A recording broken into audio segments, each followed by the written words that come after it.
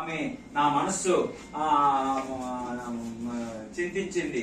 నేను మీకు ఇవన్నీ తెలియజేసి వారి బాధలు పోగొట్టే ఏదైనా మంత్రం గాని లేకపోతే పూజ గాని ఏదైనా ఉంటే చెప్తారని చెప్పి తమ దగ్గరకు వచ్చాను స్వామి అని చెప్పి ఆ శ్రీ మహావిష్ణువుని వేడుకున్నాడు మన నారద మహర్షి. అందుకే నారద మహర్షిని ఏమంటారంటే ఆయన త్రిలోక సంచారి.